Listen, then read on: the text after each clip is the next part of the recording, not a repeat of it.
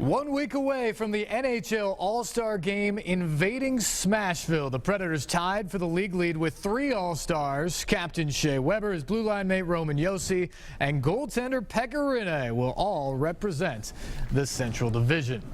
And we are happy to welcome in Scott Ramsey, the president and CEO of the Nashville Sports Council. Now, Scott, you got to promise me that you are going to make sure that all this snow and mess is out of here by the time folks show up this weekend. Done, no problem. It looks great for next weekend. I will say this. I was walking through Winter Park on Friday with all the snow. It looked much more winter-like than it has at some points. It sure did. You know, it certainly solidified the ice rink concept that we've had such a warm December, and everybody's out there in shirt sleeves, but certainly not on Friday. Let's start there, though. Winter Park is such a uniquely Nashville idea. A lot of times these All-Star events don't have much going on besides the skills competition and the game. Where did the concept for Nashville come from? Well, I think when we were awarded the event 14 months ago, we set out to make it a new standard for the event. We wanted to put Nashville's unique spin on it.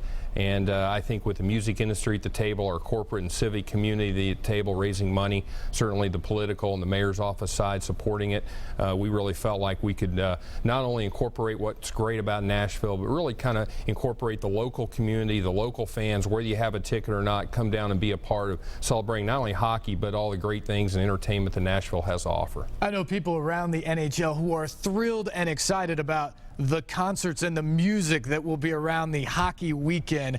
Great lineup there at Winter Park. How'd you go about lining up those artists? Well, I got to thank Sarah Traherne, John Huey, and Greg Oswald. I mean, those 3 people really sat down at the table and pulled together a lot of great talent and people really doing it on a way to showcase their hometown in Nashville. But yeah, we opened up Thursday night with certainly Vince Gills, our vice mayor of Smashville. Sure. But Big and Rich is going to open the party on Thursday night. And the only way they can do it, but we've got Chris Young, we've got John Hyatt, Lee Bryce, Dirks Bentley, Kelsey Ballerini, all doing free concerts downtown. We got the ice rink, sponsor activations going on, so it'll be a fun time to come down and be a part of the event. Huge names and the word free that everybody loves. Winter Park will be open 11 a.m. Thursday and Friday, 10 a.m. on Saturday and Sunday. The Sports Council really takes charge there, but the NHL also puts on a fan fair in the Music City Center. You guys do a lot with that as well. What will fans see if they go inside the fan fair?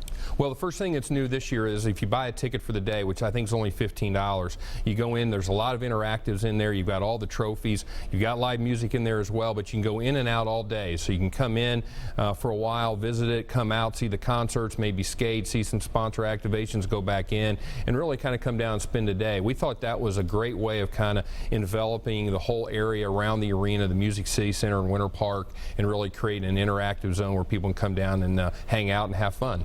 Really a trademark for the city to have all that in such a small space. How many people do you expect to come into Nashville from around the country and even the world for a weekend like this? And how many people do you expect to go through the exhibits and events? Yeah, that's a good question. I think we're expecting somewhere in that 10 to 15,000 visitors here for several days. But more importantly, this event's going to be broadcast to 160 countries worldwide. It's an international event. It's a celebration of hockey. All the stars are here. On Saturday, actually, before the skills event, we're going to introduce all the players free, open everybody out on our stage on Demumbrian, and there's going to be a red carpet walk right down the middle of the street into the arena so fans can kind of see the stars up close and personal. Something unique, and I think, again, involves the community in the event. Well, and that red carpet thing is new for the NHL All-Star Game in the sense that it's going to be a lot like the CMA or the CMT Awards. You can line up on the streets and you can see Shea Weber or Patrick Kane or whoever your favorite star is walk right up next to you. That's right. It's going to be great. It's exciting, and again, I think it'll set a new bar for this event.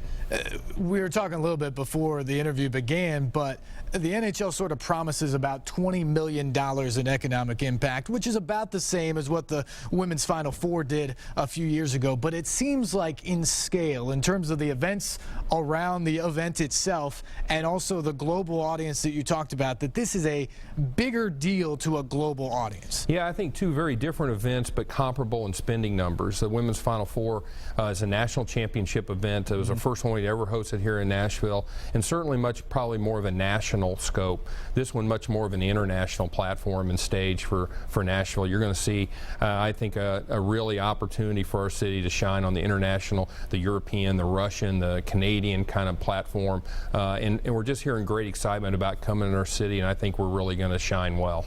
It has so many times in the past, and a lot of that goes to you and your staff, Scott, over at the Nashville Sports Council. Thanks so much for coming in. Best of luck this week. Well, thanks. Look forward to seeing everybody down at Bridgestone Winter Park.